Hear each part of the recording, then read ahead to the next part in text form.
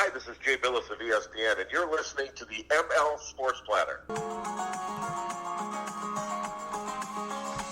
The ML Sports Platter back with you all over the major platforms like Spotify, Google, Apple, Stitcher, Deezer, all a part of the Brawl Network. Hit me on Twitter at Mike L Sports and at Network Brawl. Download and subscribe to all of our podcasts, of course. And this very podcast, very proud to say, is presented by Bryant and Stratton College. It's a great time to be a Bobcat. Academics and athletics and excellence.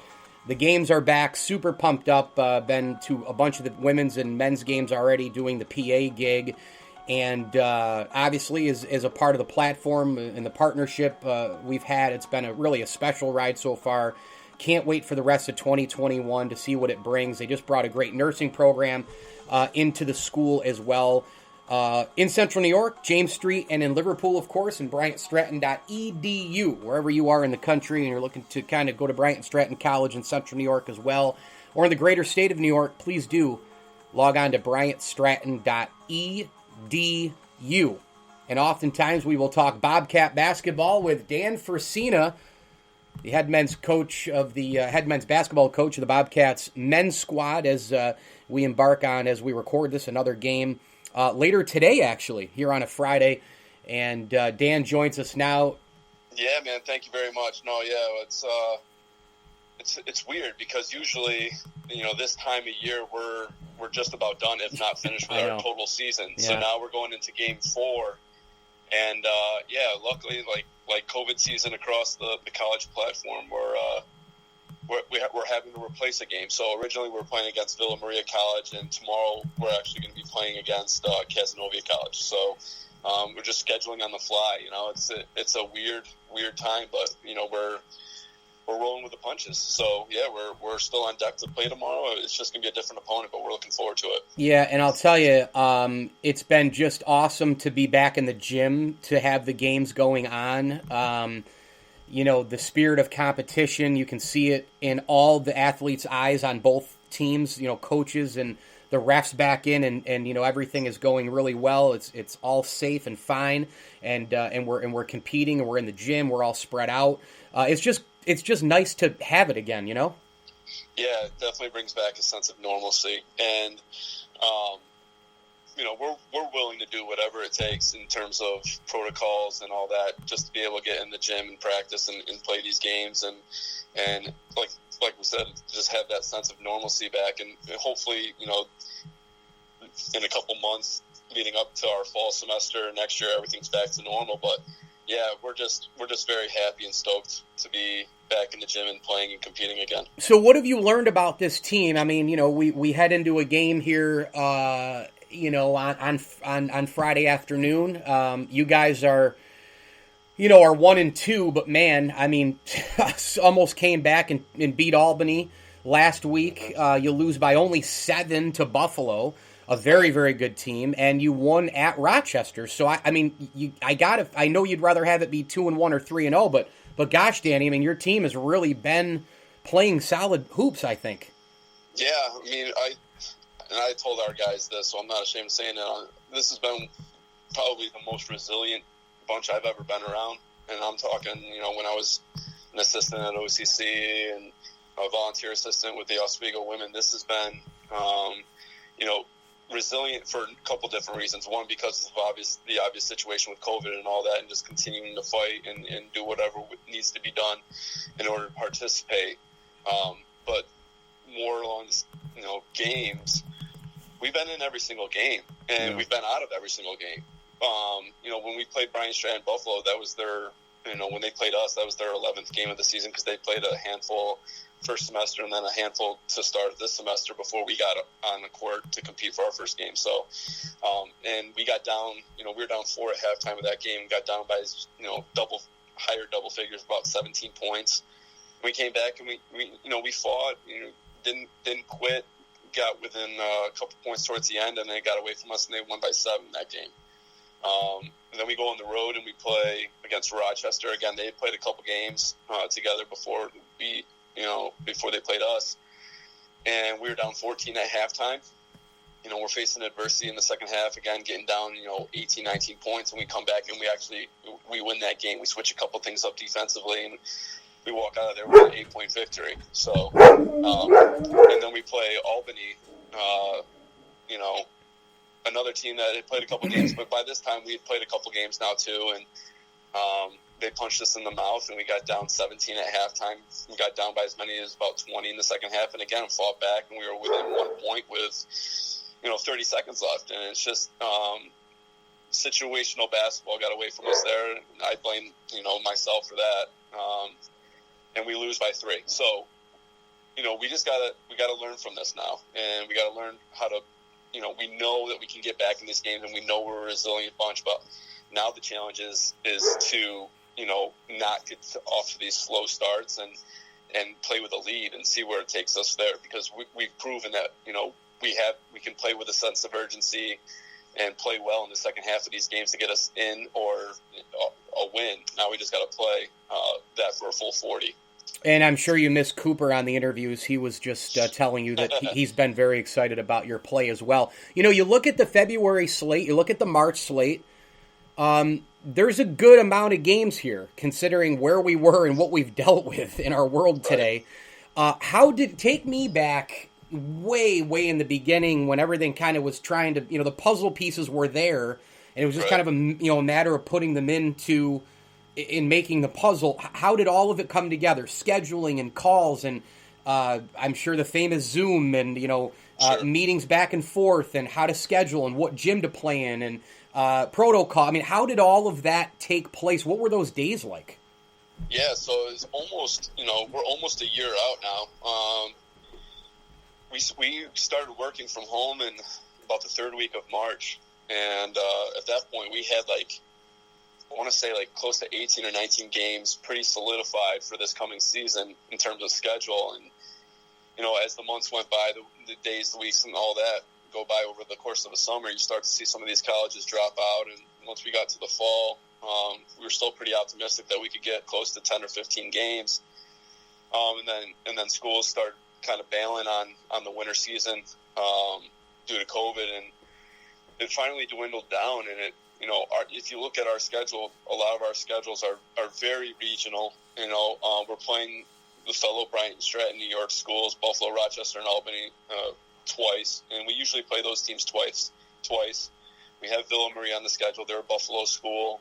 Casanova obviously came in on our schedule late, but again, they're close by, so we were able to get them on there. But yeah, it's been kind of a fly by the seat of your pants type of deal, and we're just happy to be able to get these 8 or 9 games. And at the end of the year, it's not on the schedule yet, but we'll have a Bryant and Stratton tournament with Buffalo, Rochester, and Albany, just a a Final Four conference style tournament to kind of wrap up the season, because the USCA is foregoing our national tournament. So we'll have a little tournament to kind of celebrate our student athletes at the end of the year, and it'll be a nice way to put a bow on an otherwise kind of unorthodox season. But yeah, I mean, everything from getting tested every week to wearing masks on the court, and getting temperature checks, and with a hand sanitizer, everything. Just what these kids have gone through in order to play is very admirable, and we're just happy to have been able to play the games that are on the schedule so far.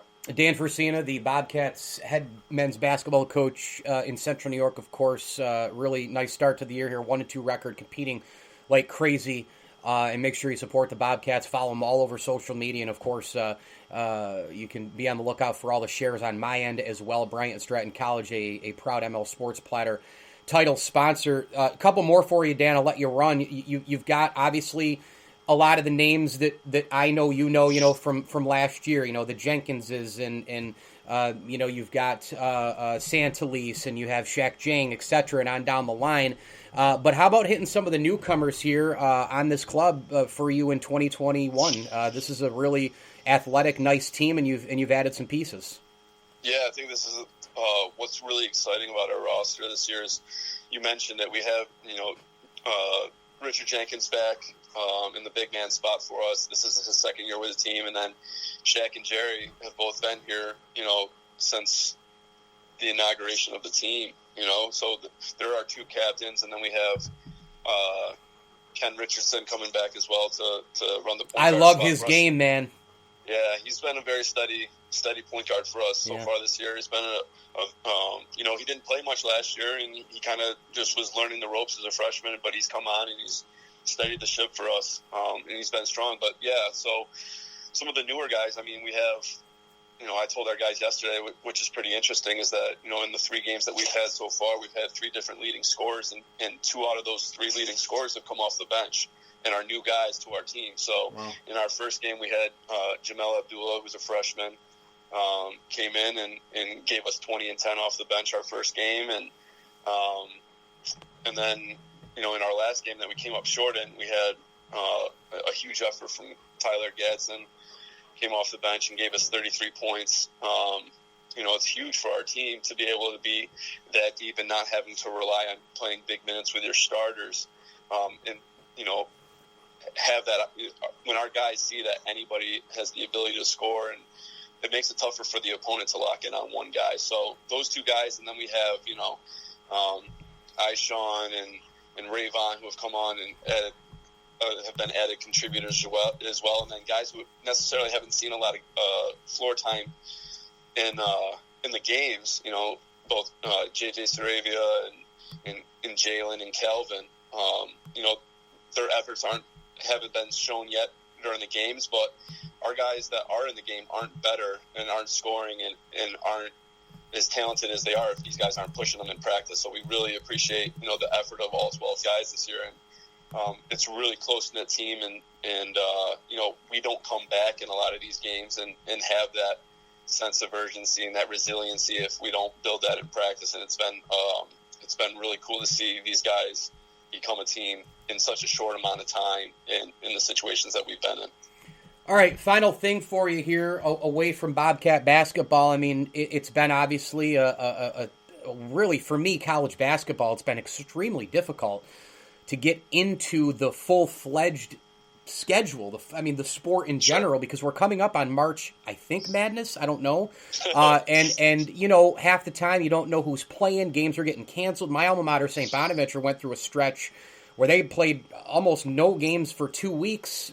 Things were rescheduled. They had a Wednesday, Saturday. That all got canceled. Then they just played Davidson, what seemed like 2 games in 4 hours. So there's just so much of that going on. The NBA is kind of going, one beat at a time here. But as far as the on-court action, Danny, what have you seen, liked, watched, takeaways from both the college and the NBA scenes here? Yeah, it's been tough for me to catch a lot of it. I try to here and there, but yeah, it's just like you look at the blue bloods of college basketball: the Dukes, Kentucky's, UCLA, Syracuse, Louisville's, Kansas, North Carolina. Those schools are your traditional powerhouses, and a lot of them aren't even in the top 25 this year. It's just a very bizarre year, and I don't know if you can blame it on COVID because everyone's still playing. It's just very hard to gauge, where it'll be a very interesting March Madness to see kind of these teams play it out. And, Duke's starting to come on now late, and they've won a bunch of games in a row. And so it'll be interesting as far as the NBA too. It's like you see, coaching really does matter. I'm a Knicks fan, and they have essentially the same team as they had last year.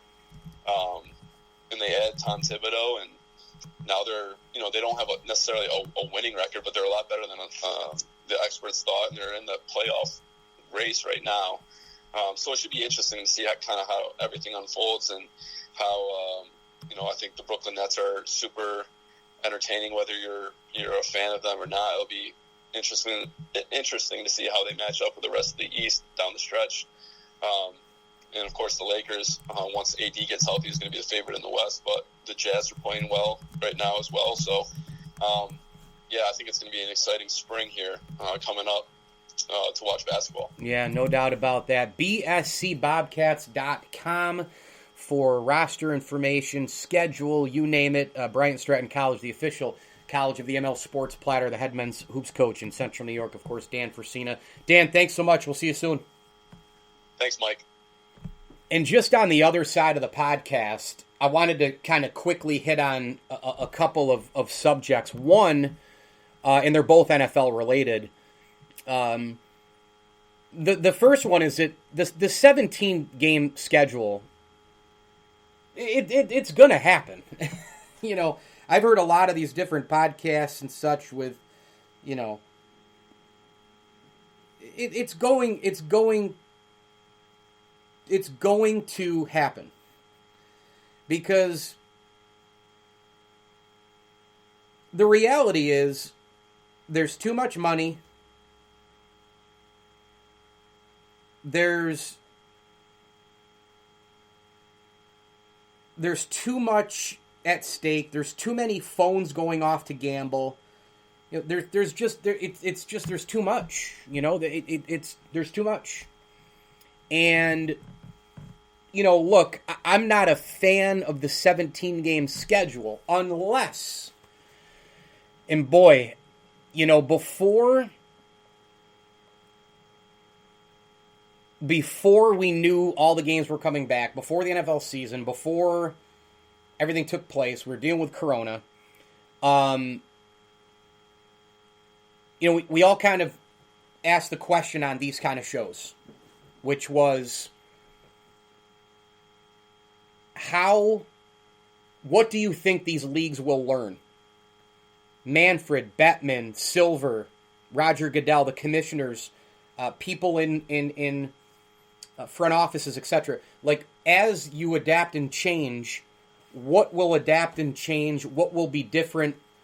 But what will you actually use that was different because it was actually good and move forward with that, right? Like Major League Baseball used a double header 7-inning games just to get games in. I'm fine with it. The 10th inning rule, I didn't like at the beginning. Wore on me, but I would not have brought it back this year, for example. You know, little things like that were tinkered with. Like, look at the NHL right now. They're using all these divisions where they're cutting travel and it's geographic, and these teams are getting so sick of each other. And you had the Coyotes and Blues play a 7-game series basically against each other, 7 games in a row in the regular season. It's just, it's mind-blowing, the things that are going on and the changes and all that. But some of these things that have been implemented, they should be used in the future because they are actually really good ideas. And I think that's one positive. I know it's hard to find positives these days, but positives to come out of, at least from a sports perspective during Corona, you know, it's, hey, what did we implement? What did we strategize? What did we discuss? What did we introduce that actually works and is really, really good? And I think the NFL, the 17th game thing is fine as long as I think the NFL should get rid of the preseason. I think this past year, one of the adjustments that the NHL made, or the NFL made, that actually works is no preseason. Why bother? Did any teams miss a beat? Did we see Patrick Mahomes play worse? You know, every single team that had any amount of success, people couldn't stop. They couldn't stop themselves from repeating over and over again. Well, remember, no preseason, no OTAs, no Yeah. Josh Allen and Stephon Diggs, right? When they were putting up all these numbers, it was, man, they didn't even have a preseason. Ooh, they didn't even have the OTAs. Ooh, they didn't even meet until late. Well, these are also the best athletes in the world in all these sports. To me, I think the 17-game schedule was idiotic. I don't think you need a 17th game in the NFL. But if you're going to implement it, I would defend it from the standpoint if, and only if, you got rid of the preseason. I think that's fair. I think if you get rid of the preseason, you're in a really, really great spot. You know, you can have longer OTAs. Guys are going to be more rested for the regular season. It's not like you can't have a training camp. You still have training camp. You still get work in. You still, I mean, look at the Bills, for example. Would you rather have Stephon Diggs go up against Trey White every day in practice? Or do you want to have an extra preseason game where Stephon Diggs goes up against the best corner for 5 plays and then against the B, C, and D squad the rest of the first half and then he sits? What gives you more? You know, your training camp, being around your buddies, again, if training camps are held, things like that to me are way more valuable. I know that there's a lot of coaches on several different levels who, they would rather have more team bonding, play a game or two less, and have different things, extra film study, etc., than play more games or meaningless games, right? And so I think the NFL preseason is a disaster. And I think it proved this year that we really don't need it. But the 17th game, it's going to happen. I mean, there is no doubt in my mind that it's going to happen. I think that, again, and Mike Florio talked about this at length with Dan Patrick recently. There's too much money at stake. The TV money stands above all. Too many people are gambling. It's more, once you get the TV thing in line, and it's amazing because the NFL's asking like for double the money, which, right? I mean, isn't that typical NFL? They're like, hey, man, coming off a pandemic, I just got done with the full season. We proved people wrong that we played. Not a lot of people have a ton of money. Give me double what you did. It's fair, right? Sure. Common practice, common business. But you set the bar high. You get the TV money. And then you simply just keep adding. Fans are eventually going to trickle back into the stands. I don't know if it'll be full capacity by middle of the year, end of year, first of the year, first of the football year. I don't know what's going to happen. But you're going to get some semblance of people back. Maybe it'll start with 8,000 to 12,000. It's going to be state dependent. Clearly that means that less people will be available to go in New York and California because we know that those two states are run by absolute crooks. And we'll see what happens. But it's just more. It's just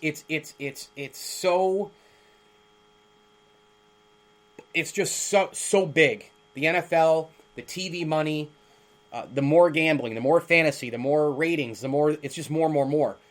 You play 17 games, have at it. If you can get rid of the preseason. That's my only condition. If you can't get rid of the preseason, I don't want 17 games because player safety. We talk about it all the time. Why are you playing the numbers game to get guys injured when all you've done for years is wax poetic on how you're, the concussion protocol and the blue tents and, team doctors. And I mean, why do that, right? The other interesting topic that I wanted to throw out here is the Carson Wentz to Indianapolis situation. And I'll spend a few minutes on it. I think that this was inevitable from the beginning. I had said that this is the perfect spot for Carson Wentz. I don't think there's any doubt at all that this is the most comfortable situation for Carson Wentz. But by the same token, with all of that into play, there are no more excuses for Carson Wentz. None. He is going to a place that is built to make a Super Bowl run for the next couple of years, assuming you get production out of Carson Wentz. You have a monster left tackle in Quentin Nelson. You have ready-made running backs led by Jonathan Taylor, who's one of the best young players in football right now. Your overall offensive line is fantastic. You have a number one in T.Y. Hilton, and you've got other weapons in addition to that on offense. You have I think, one of the best opportunistic defenses in the entire NFL, and one that for, I believe, a good portion of the year, I know 1 week I had him in fantasy, I tell you, they were one of the most opportunistic defenses in the league. They were absolutely, positively ripping the ball away, creating turnovers, etc. Darius Leonard, one of the best linebackers in football. They were a force to be reckoned with. Had it not been for Frank Reich's blunders and play calls, perhaps they would have beaten the Bills in the playoffs. Although Frank Reich did go for it on a 4th and 4, and Phillip Rivers basically missed a wide open, Pittman Jr., who crossed around, he kind of wheeled around right to left, and he was wide open, and Phillip Rivers just airmailed the throw because that's what Phillip Rivers does in the playoffs.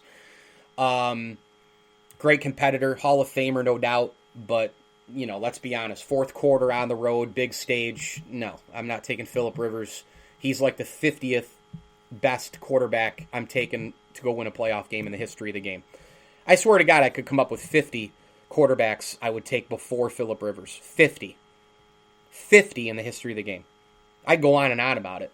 And I can't wait because I'm going to get some people, they're going to hit me in Facebook and Twitter. People are just going to nail me when they hear this. Well, it's true.